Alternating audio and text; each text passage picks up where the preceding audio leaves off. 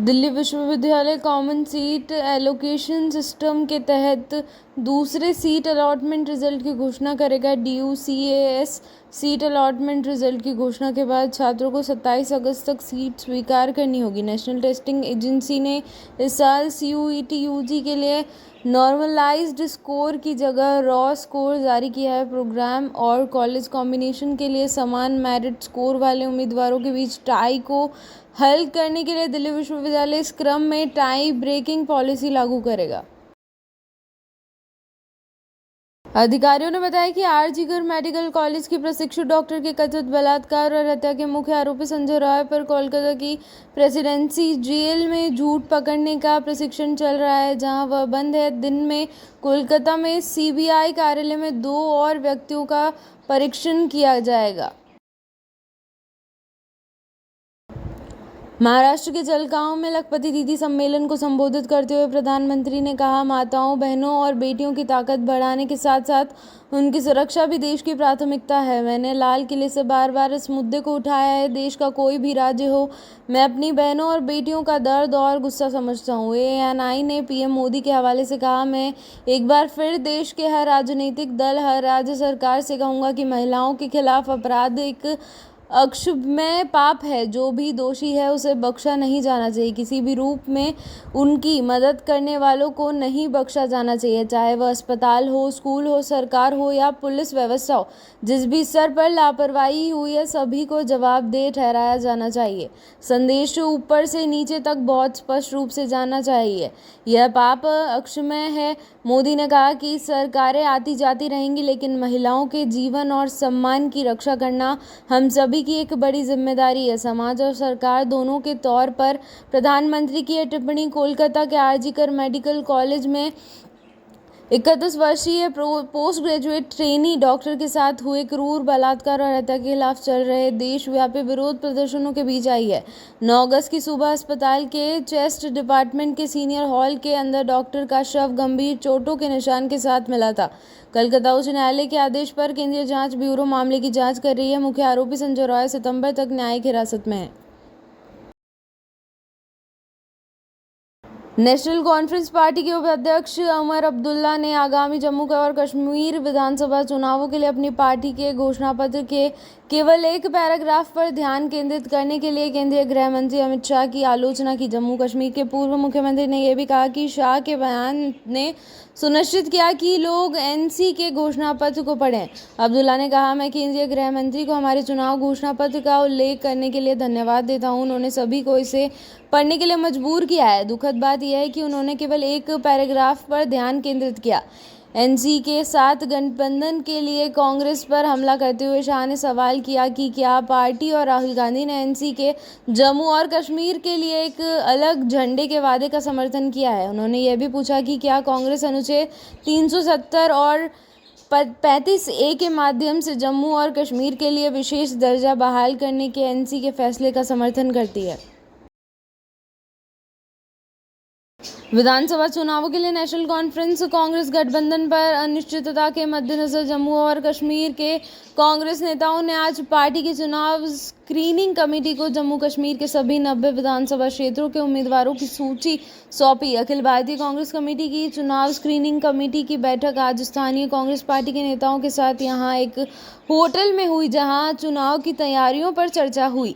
बैठक की अध्यक्षता कांग्रेस पार्टी के जम्मू कश्मीर चुनाव प्रभारी सुखविंदर सिंह रंधावा और प्रदेश कांग्रेस कमेटी के अध्यक्ष तारिक हमीद कर्रा ने की। बैठक में वरिष्ठ नेता JE मीर, विकास रसूल बानी, शहनवाज चौधरी और अन्य शामिल हुए। बैठक कई घंटे तक चली और उन्होंने विधानसभा चुनावों के लिए NC के साथ सीट बंटवारे के दौरान पार्टी कार्यकर्ताओं के हितों की रक्षा पर विचार विमर्श किया।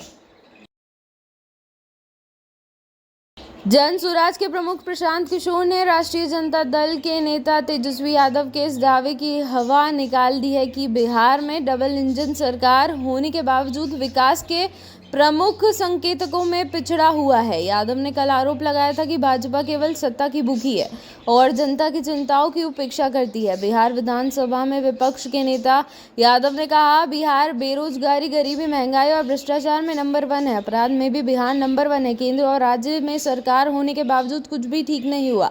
भाजपा के लोग केवल सत्ता के लालची, उन्होंने जनता से कोई लेना देना नहीं है। हेमा समिति की रिपोर्ट पर केरल के राज्यपाल आरिफ मोहम्मद खान कहते हैं, मुझे लगता है कि मुख्यमंत्री ने यह बात कही है। उन्होंने कहा था कि अगर वे वशिष्ठ शिकायतें लेकर आते हैं तो प्रक्रिया शुरू की जाएगी। उन्होंने पहले ही यह कह दिया है, मैं कुछ नहीं कह रहा हूं क्योंकि मैं इस विषय से संबंधित नहीं हूं, लेकिन मैं मुख्यमंत्री ने जो कहा है उस पर भरोसा करना चाहूँगा कि अगर पीड़ित आगे आते हैं और वे उन अपराधियों के खिलाफ शिकायत दर्ज कराते हैं तो कानूनी प्रक्रिया शुरू की जाएगी। त्रिपुरा में राहत कार्य जारी है। त्रिपुरा में भीषण बाढ़ की स्थिति के बीच गोमती जिले में Mi-17 विमानों द्वारा राहत सामग्री पहुंचाई गई। पिछले महीने अपनी वरिष्ठ कमांडर फौज शुक्र की मौत के प्रतिशोध में इजरायल के खिलाफ हमला किया, जिसमें 320 से अधिक रॉकेट दागे गए। इजरायली रक्षा मंत्रालय ने घोषणा की कि उसने लेबनान के खिलाफ पूर्व खाली हमले किए थे, क्योंकि उसे सूचना मिली थी कि हिजबुल्लाह ने भी हमले की योजना बनाई है।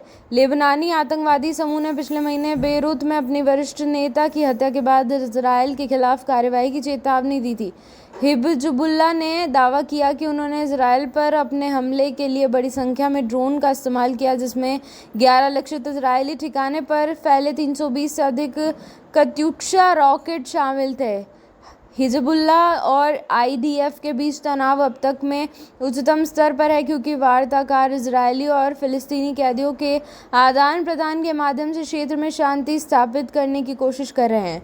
संयुक्त राज्य अमेरिका और इजरायल के साथ एकजुटता व्यक्त की थी और किसी भी रक्षा अभियान में उनका समर्थन करने की कसम खाई थी। अमेरिकी राष्ट्रीय सुरक्षा परिषद के प्रवक्ता सीन सेवेट ने कहा कि राष्ट्रपति जो बाइडेन के निर्देश पर वरिष्ठ अमेरिकी अधिकारी अपने इजरायली समकक्षों के साथ लगातार संवाद कर रहे हैं, जो इजरायल में लेबनान में घटनाओं की बारीकी से निगरानी कर रहे हैं। इजरायल के रक्षा मंत्री योआव गैलेंट ने हिजबुल्लाह के हमलों के कारण देश में 48 घंटे के आपातकाल की घोषणा की, नागरिकों से बड़ी सभाओं से बचने और खुले स्थानों से दूर रहने का आग्रह किया।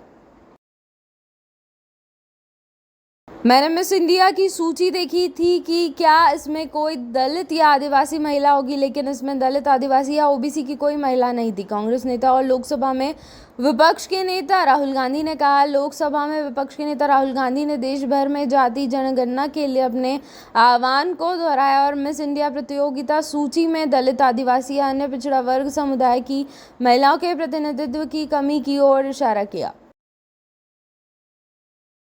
उत्तर प्रदेश के मुख्यमंत्री योगी आदित्यनाथ ने कहा, आपने देखा होगा कि बांग्लादेश की घटना पर इन सबके मुंह बंद है, क्योंकि उन्हें भय है कि अगर वे बोलेंगे तो उनके वोट बैंक खिसकते दिखाई देंगे। उनके पैरों की ज़मीन जिस पर वे खड़े हैं वह अंगारे उन्हीं ही जलाते दिखाई देंगे, इसलिए वे मौन हैं, इस पर बोल नहीं सकते। जो लोग दुनिया के अन्य मुद्दों पर मुखर होकर बोलते हैं, उन्हें फिलिस्तीन दिखाई देता है पर बांग्लादेश दिखाई नहीं देता। उन्हें दुनिया की अन्य जगह दिखाई देती है लेकिन बांग्लादेश दिखाई नहीं देता, क्योंकि वहाँ मंदिर तोड़े जा रहे हैं, संतों पर अत्याचार हो रहा है। इसलिए हम सबको वर्तमान की चुनौतियों को देखना होगा। हमें यह नहीं भूलना चाहिए कि 1971 में बांग्लादेश को बचाने में हमारे सैनिकों ने भी बलिदान दिया था।